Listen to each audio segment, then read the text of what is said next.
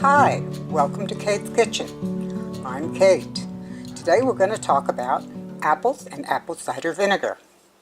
Have you ever had apples that you just didn't get around to eating for whatever reason and they got kind of soft?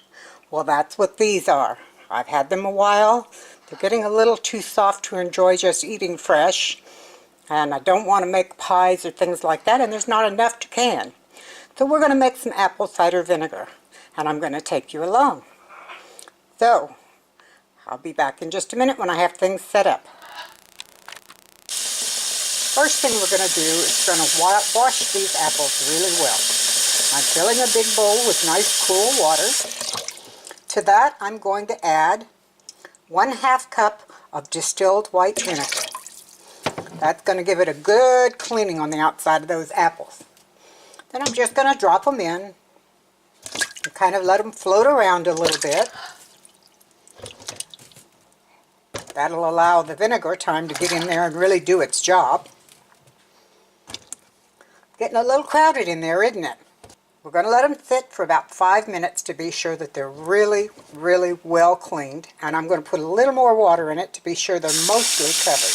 After they've been sitting, I'll bring you back. The apples have been sitting now for a little over 5 minutes. We're going to take this little brush, and we're going to give them a real good brushing and get any of the remaining dirt or dust or whatever that might be on them off, because we're going to use the skins and everything else. One thing I did while I was waiting for them is I peeled off the little stickers and things and cut out bad spots. And since this is going to be made into vinegar, I didn't think it would matter if it got a little vinegar water on the inside of the apple. So we'll go on washing. Hopefully this will get most everything off of it. Then we'll rinse it real well. And the next thing we'll do after all of this, remove the stems, and then we will cut the apples up. This, you don't have really a very specific way to do it. You just need to get your apples chopped up. So what I normally do, just cut off a piece like that.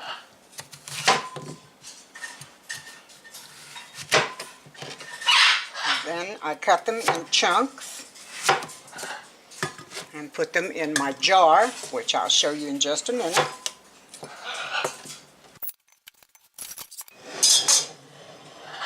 This is my jar, and I'm going to fill it all the way up with the rest of those apples, and then I'll bring you back again. The apples are all chopped up. There were 4 Red Delicious and 6 Gala. As you can see, it made quite a bit of apple pieces. Our next step is to add sugar. I am going to add 2/3 of a cup of sugar. I'm also going to add water. I use filtered water that I get at the store. There. Now, it is filled up to the point where the apples are covered, or will be. Now we're going to mix it up real well to be sure that the sugar is incorporated into the water real well. We want this to be a good vinegar.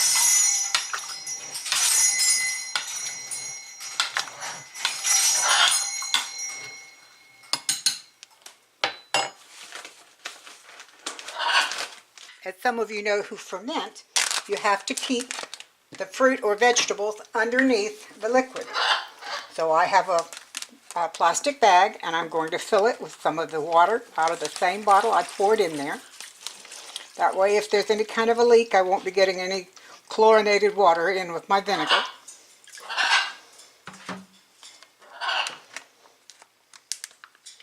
Now let's see if I can get it sealed without making a big mess. Alright, Gandhi, I'll bring you in just a minute. There we go. Now the next thing we're going to do, let me pull this back, is we're going to fit this down inside so that it will hold the fruit under the sugar water. It's a little bit full,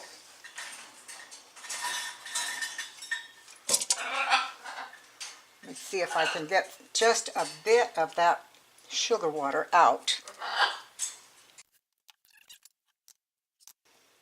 Now let's see if that fits a little better. All right, go down inside. I've got to poke the last little bit of the apples that keep trying to come up back down underneath the plastic. And there we are. We have a problem lately with fruit flies, and I have a feeling these had something to do with it. So, keep the fruit flies out of this. We're going to cover it over with a tea towel. I'm going to put it in a dark corner of the pantry, and 30 days from now, I'll check it and see how it's doing, and then I'll let you know how it went.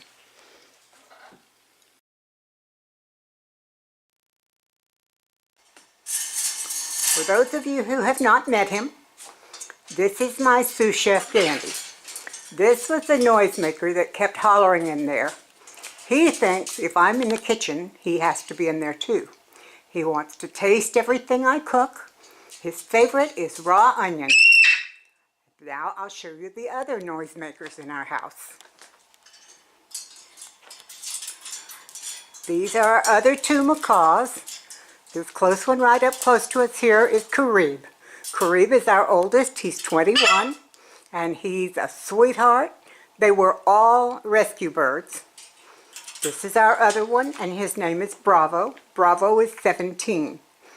Bravo was also a rescue, as was Gandhi, who's staring over my shoulder. Gandhi is about 8 years old now. He's not quite as old as the others, so we rescued him about 6 years ago. So those are the guys. They're the noisemakers. They're the ones that love to help in the kitchen. I'll talk to y'all later. Bye.